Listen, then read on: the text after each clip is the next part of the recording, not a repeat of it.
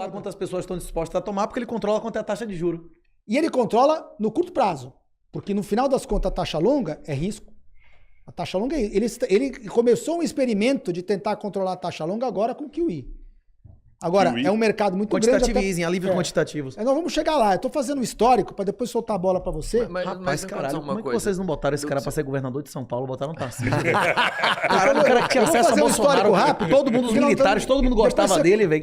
Como é que pode isso, velho? Deixa eu te falar. Ele é bom demais pra cair nessa. Caralho, velho. Ele não tinha interesse pessoal de defender o asset dele, rapaz. Eu seria trucidado lá. Rapaz, como é que... Imagina as raposas em cima de mim. Rapaz, os militares gostam de você, os legalistas gostam de você, os bolsonaristas gostam de você. Você é um cara que entende de economia, entende de história. Puta merda. Como é que não botaram esse cara pra ser governador de São Paulo, velho? Tudo isso porque a Lehman Brothers quebrou com eu lá dentro. Aí eu fui parar pra estudar isso aí. Eu só pensava em comprar e vender e operar mercado. Até 2008. Era ganhar dinheiro, era só pensava ganhar dinheiro. Ganhar, comprar. Quando a Lehman quebrou, eu parei. Porra é essa, né? Fui ressignificar minha vida, porque eu podia ter sido devastado. Eu sempre já contei essa história. A gente só aprende no erro, né? Só foi na dor. Foi na dor.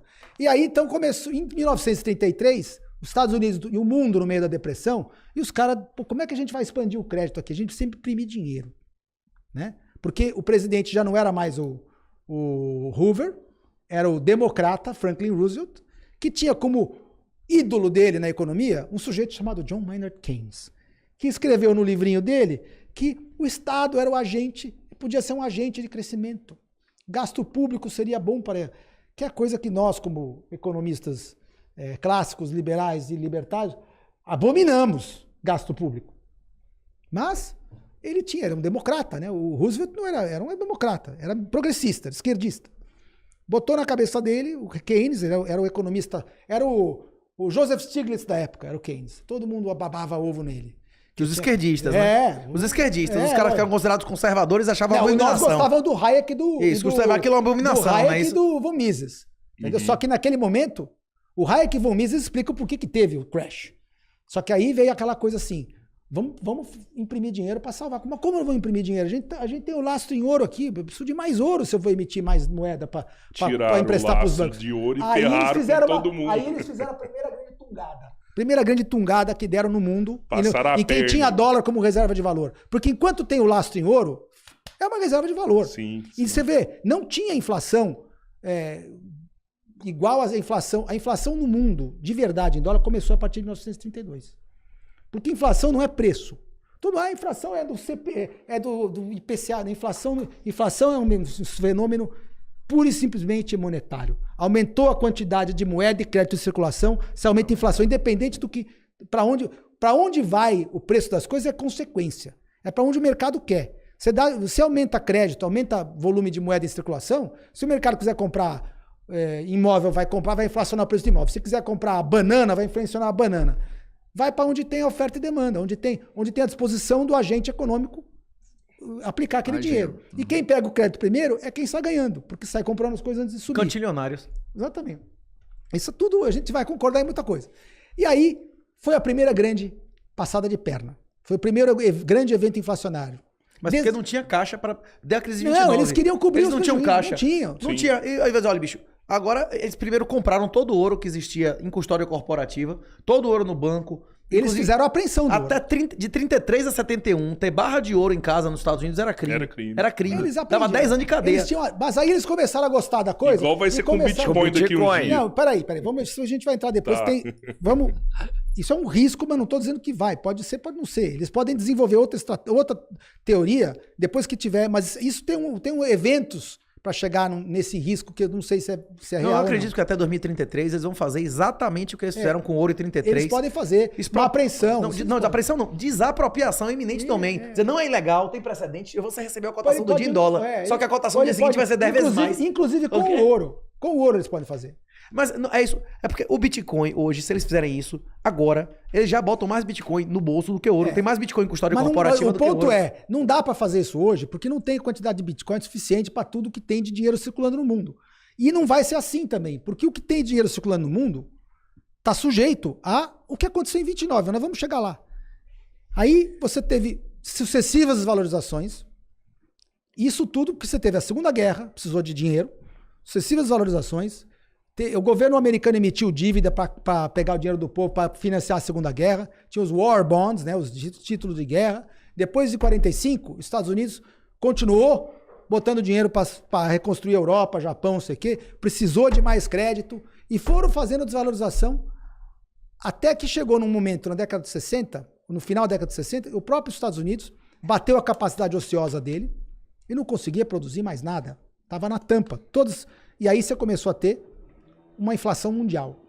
No sentido de que você punha crédito para continuar crescendo e não tinha oferta. Então, o efeito da inflação foi sentido nos preços. Você tinha inflação antes também. Só que ela não era sentido no preço. Sim. Porque você tinha capacidade ociosa, você tinha como aumentar a produção, tudo. Quando você parou, você continua emitindo dinheiro, mas sem mais conseguir aumentar. Aí começou a sentir no preço. Quando sente no preço, acusa no consumidor. Aí fica ruim politicamente.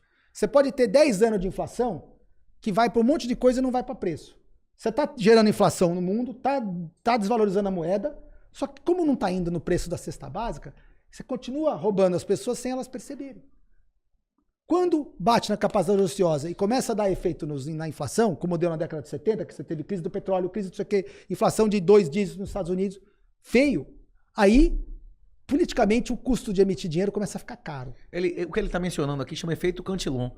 Na Primeira Guerra Mundial, a Alemanha quadruplicou a quantidade de marcos e os preços não subiram. Não imediatamente. Depois teve a República de Weimar e quebrou tudo. É isso. Porque durante a guerra, seu filho e seu marido foram para o combate. Você vai reformar a casa, você vai fazer turismo. Durante a guerra, você é proibido de comprar fogão, coisas. Tá?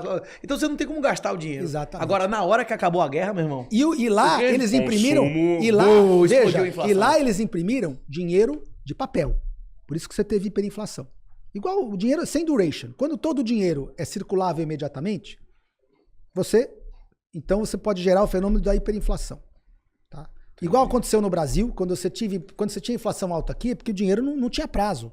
Os créditos. O crédito era overnight. Então, ou você põe o juro lá em cima, ou você tinha hiperinflação mesmo. Venezuela, que só tem dinheiro de papel também, o cara sai com um caixote lá. Agora, o dinheiro no mundo não é papel. É crédito. É um contrato de empréstimo que tem prazo. Então, chegou em 1971, acabaram com o padrão ouro. Aí, quando acabaram com o padrão ouro, virou aquela coisa. O dinheiro pode crescer à vontade. Basta ter um banco que resolva emprestar e alguém que resolva tomar. Desde então, você teve... Primeiro, você tem no final da década de 70 a segunda crise do petróleo. Paul Volcker, presidente do Fed americano, subiu o juro, mas não foi só ele que subiu. O mercado todo botou ele na parede, começaram a botar o Fed Funds para cima e ele teve que aceitar aquela alta e pagar mais pelo dinheiro, ou ele mesmo teria, ou o dinheiro continuaria correndo solto, a inflação continuaria comendo solta. Então o mercado botou o juro para cima, os Fed Funds futuros. Um padrão que nunca voltou, depois foi uma aí, 40 anos de queda. Exatamente. E o mercado de moeda tem um ciclo, tem um certo ciclo, né, de alta e queda. Mas aí depois daquele momento, fruto da possibilidade de você expandir o crédito sem limite, dali em diante, depois daquela alta, os Estados Unidos, naquele momento, o que aconteceu? Que também aumentou. Os Estados Unidos já tinha transferido os principais meios de produção dele para fora dos Estados Unidos. Porque já chegou, a capacidade de produção industrial americana já estava no limite. O que ele fez? Vamos embora, as empresas americanas foram para a Europa, foram para o Japão. Na década de 80, foi o Japão que passou a ser o motor industrial do mundo. 60, 70 foi um fenômeno. Aí chegou a 89 que veio a crise e aí bateu. Mas aí quando o Japão chegou no limite, que estourou no Nikkei, aí foi a China. Década de 90, as empresas globais, americanas e europeias, começaram a botar dinheiro na China. Então, com isso, toda a inflação monetária de impressão de dinheiro não foi para preço, porque na China tinha ociosidade. Então, aí isso permitiu com que eles aumentassem o estoque de dólar de circulação em 1980, 90, 2000, sem gerar a inflação que tinha na década de 70. De Lima de Triffin, é o esquema do milkshake. Porque esses outros países, como eles estão crescendo, eles estão demandando mais dólar, né? Sim. Então, os Estados Unidos nunca vai ser um país industrial enquanto o padrão do mundo for dólar. Exato. Todo mundo tá querendo botar dinheiro lá e fica tudo caríssimo. Porque era a mesma coisa que tinha com o ouro na década de 20. Então, o americano continuou. O americano tinha o capital, porque ele podia emitir. E como os outros países não tinham nada, ele no começo, como é que ele dava o capital para os outros países? Exportando indústria. Ele punha as empresas lá. Não era dólar que ele dava no começo. Ele falou, vou te dar aqui, o empréstimo que vou te dar a minha empresa vai abrir uma filial aí, vou te dar tecnologia. é um capital válido. Porque é valor aquilo. Se você vai dar a tua tecnologia, eu vou montar uma empresa, isso é válido. Isso que a China recebeu no começo. Mas é tiro no aí pé ela também, vai, né? só que ela não tinha pra quem vender. Que a tecnologia. Aí o americano fez isso, a China não tinha pra quem vender. O americano falou, mas eu consigo imprimir dólar aqui, eu mesmo vou comprar teu com o dinheiro que eu imprimo. Então, enquanto os Estados Unidos, a moeda for aceita, ele pode fazer isso para sempre. E foi o que aconteceu na década de 90. Com isso, os Estados Unidos passou a ser uma economia basicamente de serviços. Serviço financeiro, a economia, o PIB americano diminuiu o percentual dele de produção industrial e virou um PIB muito ligado a serviço financeiro, a outros serviços.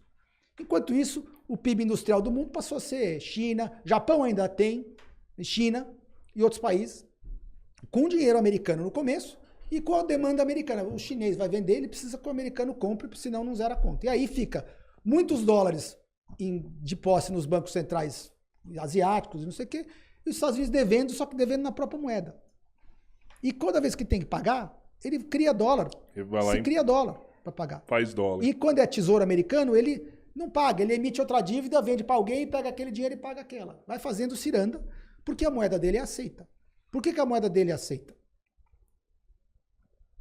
Porque o Bitcoin ainda não dominou. Porque não, enquanto os Estados Unidos for a principal demanda do mundo, o americano fala, eu compro, mas eu vou pagar na minha moeda. Eu compro. Você precisa produzir, você precisa sustentar 1 bilhão de bocas aí, você não tem demanda para você produzir renda para sustentar esses caras. Então o maior consumo é lá. Só que para isso funcionar, o cara tem que emitir déficit para sempre e correr uma dívida para sempre. Quando é que isso para de funcionar? Quando as pessoas pararem de receber. Quando ele não conseguir mais financiar a dívida dele. Esse é o ponto. Quando os Estados Unidos, enquanto ele consegue emitir dívida e vender os papéis dele, ele pode ficar fazendo essa brincadeira de comprar produto dos outros para sempre. E isso não vai acabar. Agora, aí nós tivemos todo esse ciclo, vários momentos onde a economia mundial começou a ir mal, os Estados Unidos baixou o juro, falou assim, quando a economia vai mal, baixa o juro, porque o que acontece quando você baixa o juro? Aumenta o crédito. Quando aumenta o crédito, você coloca dinheiro na economia e você dá uma de Keynes de novo. Quando você baixa o juro, não vale mais a pena deixar o dinheiro no banco. Você tem um empreendimento como esse aqui. Vocês têm um empreendimento aqui, vamos dizer que o retorno de vocês fosse 5% ao ano em dólar. Se a taxa de juros for 6, não vale a pena fazer podcast. Exatamente. Sim. Se a taxa de juros for 3, vale a pena fazer podcast, acho, por exemplo, endividando. Eu acho o Treasury Bills... Baixa os juros e estimula o mercado. Exatamente. Atividades que não eram viáveis passam a ser. Né? A questão que ele está falando é tudo verdade. Agora, inclusive no Brasil, o percentual de reserva em dólar só faz cair. Especialmente depois do que aconteceu com a Rússia. O maior país do mundo com 5 mil bombas atômicas que não honraram os depósitos do Fed. Será que esses ditadores, essa galera tá mais ou menos disposta a comprar títulos americanos? A China, vários países desovando, a questão é que a disposição deles depende se eles tiverem mercado interno, eles podem se dar o luxo de não comprar mais. Inclusive os sauditas quebrando um acordo, intergeracional, não é isso? Então eu sempre defendo que não tem como o dólar deixar de ser reserva mundial enquanto, primeiro, o mundo depender da demanda americana. E por quanto tempo o mundo vai depender da demanda americana? Pelo tempo que os Estados Unidos conseguir comprar emitindo moeda, porque o americano não tem mais renda própria, ele tá tomando empréstimo, igual o governo. Então, quando que isso morre? Então, enquanto o crédito consegue expandir, você tem inflação. Agora, a moeda que é emitida não é mais papel. Então, para mim, não existe hoje condição de você entrar numa hiperinflação. Porque para você entrar numa hiperinflação, você tem que emitir cada vez mais moeda. Só que a moeda que você emite, ela não é moeda à vista, ela é crédito. E crédito tem juros e tem prazo. E pode ser bom ou podre. Uma hora o crédito vai morrer. Exatamente. Né? Quanto mais crédito você emite, maior aumenta o serviço da dívida, maior aumenta os juros, que é o peso do elefante nas costas. O custo da dívida é exponencial, isso é um dos princípios das finanças. Então hoje, estima-se que o mundo hoje, entre crédito privado e público, depois de 2020 piorou, por causa da pandemia, que todos os governos, todo mundo emitiu mais dívida. Hoje você tem, entre dívida pública e privada, 400% do PIB, hoje no mundo. Estimativa por baixo, se contar derivativo é mais. 400 a 500% do PIB. Qual que é o PIB mundial hoje? 70 trilhões. 70 trilhões, a dívida mundial, se é 400% do PIB, é 300 trilhões. 450 trilhões, dá 300 trilhões. 300 trilhões, pagando um juro de 4%, não é nem 5, nem 2,5. O do euro é 2,5, do dólar e da libra é 5, o do ien é 1. Vamos fazer uma média de 3,5. Não, e das moedas merda, que é dominação alta, mais caro ainda. Acaba sendo menos em dólar. Exatamente. Né? Mas o grosso da dívida mundial é nessas 4 moedas. Então você bota um juro de 3,5% aí, ou 4%, em 300 trilhões. Isso dá 4 vezes 3, 12. 12 trilhões. Não, calma, mas... Só de juros. Mas é negativo, porque a inflação é maior do que isso. Mas não importa, na conta de quem paga juros é nominal. É PIB nominal e dívida nominal. Vamos esquecer a deflação aqui, o deflator. O PIB nominal mundial é 70 trilhões. Dívida nominal, 300 trilhões. 12 trilhões. 12 trilhões. A conta de quem paga juro é nominal, porque a dívida é fixa. Isso, também. mas você vai pagar o juro que vai ser menor do que a inflação, né? A desvalorização do principal vai ser menor do que o cupom, né? Agora, e para gerar inflação, hoje, você precisa de mais crédito. Por quê? Porque se você tem 70 trilhões de renda, a renda anual do mundo é 70 trilhões. É quanto o mundo ganha de lucros e salários. 70 trilhões. O que é renda? O que é PIB mundial? A PIB é a soma do lucro das empresas e o salário das famílias. Certo? Que as duas fontes de renda. O lucro do empresário é o salário, é a renda, e o lucro do trabalhador é o salário. Somado isso dá o PIB mundial. Porque o Estado não produz nada. Então tem empresas e pessoas comuns. Somado 70 trilhões. Só os juros que o sistema tem que pagar para carregar a dívida são 12 trilhões. Se eu subtraio 12 trilhões do PIB, se eu tenho que pagar esse juro, e esse dinheiro não voltar a circular... Não, isso é só para pagar, né? Isso sem amortizar não porra nenhuma. Nada. Agora, se eu tiro do meu PIB para pagar juro e devolvo para os bancos, e os bancos não reemprestam aquilo, quanto que sobra para consumir investimento? 50 e pouco. O PIB começa a encolher. Você começa a ter queda na demanda. Não, e o PIB também vai encolher por causa da questão demográfica. Agora, exatamente. Também, renda o mundo foi feito para uma situação, né, que o número de pessoas fosse aumentando. Exato. Renato, E 10 vezes pior, desculpa interromper, 10 vezes pior que a dívida é o passivo atuarial. Porque os Estados Unidos deve X. Vai dar default, vai dar.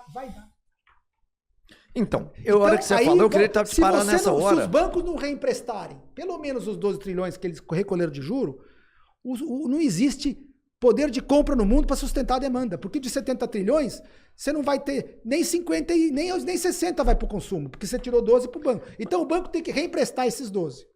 E na verdade os bancos estão emprestando mais. Porque hoje o PIB do mundo é tão mais baixo que 12. O PIB do mundo não cresce 20%, não cresce 18%.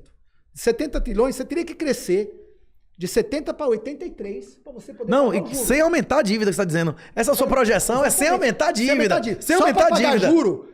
E com essa parada demográfica vai cair cada vez mais o PIB, né, pô? Sem reduzir o consumo e investimento do mundo, você teria que crescer o PIB em 13 trilhões, 70 para 83. Isso dá um crescimento de PIB de quase 20%, dá 15% de crescimento de PIB. O mundo nunca mais Não cresce tem 3, esse 4%. crescimento. A China não vai crescer mais, acabou. Não tem. Então, se não tem, essa ciranda tem data e hora para acabar. Que é quando? Quando o mundo cair a ficha de que não tem como eu sair sei. disso, Esse é o momento. vai ter um crash deflacionário Mas de você- novo. Não, mas você entende Do esses tamanho números de melhor 29, que todo mundo. daí pra pior. tá? Mas deflacionário como? Se as pessoas, Deflacionário porque você perde. se a maioria das pessoas, isso, mas se o dólar virar pó, vai ter inflação em dólar, Ao né? contrário, depende. Vamos lá. Ó. Vamos lá. O que é inflação em dólar? Aumento da base. Inflação, já sabemos. Inflação é aumento do volume de dólar em circulação. Não é só Isso. base.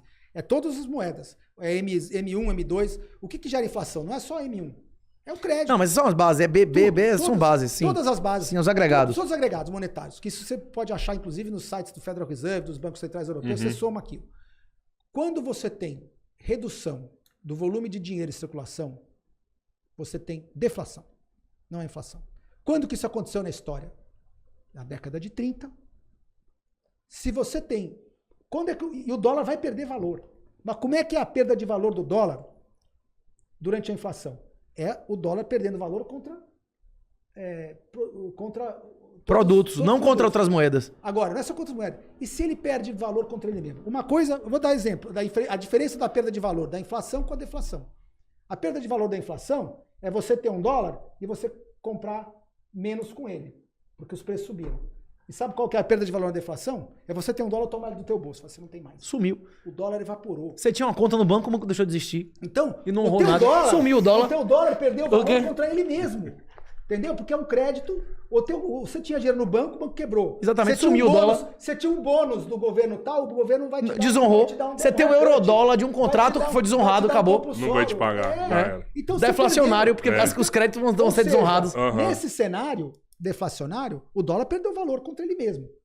E- O market cap dele, mas não a Exato. nota do dólar. Não. Então aí você tem, de cara, você começa a ter menos dinheiro em circulação. Com menos dinheiro em circulação, o que acontece? começa a ter chamada de margem, todo mundo que tem bens Que tá garantindo dívidas, alavancado e obliterado. é ordem de vender. Se tiver alavancagem, se tem fundo alavancado em qualquer coisa, tem que vender. Se os fundos grandão têm Bitcoin, vão ser obrigados a vender. Por isso que eu quero guardar um dinheiro para comprar quando tiver essa saída de venda. É nessa hora que eu quero ter dinheiro no bolso, porque nessa hora, qual que é a demanda das pessoas? O dólar pode ser um lixo, mas na hora que o cara te chama a dívida, tecnicamente, o que significa uma chamada de margem? Demanda por dólar cash. Então começa aquela corrida para o cara trocar ativos financeiros por cash. Porque o cash é que paga a dívida. Contabilmente, no banco, os contratos hoje de crédito é dólar. Então, gosta ou não do dólar, se está todo mundo devendo em dólar, na hora que chamarem a dívida, o cara quer dólar. Porque contratualmente, juridicamente, para zerar aquele contrato, ele precisa de dólar. Você acha que nessa hora o cara vai vender Bitcoin? Vai vender não, ele é obrigado. Se ele está devendo, ele é obrigado. Mas e o ouro? É contrato. Também. Se o ouro só é bom fisicamente. Se for ouro em bolsa De papel? alavancado, esquece. Porque na hora da chamada o cara não tem. E o ouro físico, ele não é líquido. Você perde 5, 10% para comprar e vender. Hoje, e eu acho que... Porque- Aí eu vou entrar nas consequências disso depois. Tá? E depois, por que eu acho que é uma carteira segura, que inclui Bitcoin também. Não só ele, porque não tem tamanho para dar segurança para muita gente. Porque o tamanho do market é pequeno. Eu sei, você tá me convencendo a comprar, pegar toda a minha grana Não é e pôr em isso. Bitcoin. Não é. Que Não Bitcoin vai pôr. acontece Não é nada Porque agora. que tem você aqui no falou. próximo Mas não é dele. Agora agora. pra gente é grande pra caralho. Nada Não é disso isso, vai não é acontecer isso. com o Não, dinheiro com Bitcoin. peraí. Não. Mas no momento Com desse, o qualquer Bitcoin... mercado alavancado vai sofrer nessa hora. Porque o Bitcoin tá nesse nível de preço porque tá cheio de fundo comprando com dólar, com alavancagem, com dinheiro de cliente, que vai... Se o cliente sacar, ele tem que vender. Não é aquele cara que comprou, tá cheio de especulação pelo preço que a gente, pelo tipo de oscilação, tem. Uhum. O ouro também tem oscilação, mas o ouro vai ser bom do mesmo jeito. Se você tiver onde guardar com segurança e ninguém te tomar esse ouro, enterrar ele é ótimo também. É um problema que a gente não sabe o que vai acontecer nesse país. A gente pode ter que ir embora e não tem como levar esse ouro. né? Eu já pesquisei, depois eu mostro no final. Veleiro, quando acabar, avião, eu tenho metelebronca. pesquisa Você tem ouro, de Paca? jurisdições, eu tenho pesquisa de jurisdição de lugares. Não dá pra tirar tudo ouro que eu daqui. quero, mas veja bem, nesse cenário... Ter cédula de 100 dólares é melhor que Teve ouro. um cara que foi preso com uma vamos fazer pepita de ouro. o cenário da crise deflacionária. Não dá mais para expandir crédito. E tá difícil. Tanto que eles deixaram o juro em zero, o crédito expandiu. Depois deu inflação, eles subiram. O juro bateu 5%, eles já estão precisando cair de novo. Já deve ter, eu acho que já deve ter muita gente quebrando por causa desse juro.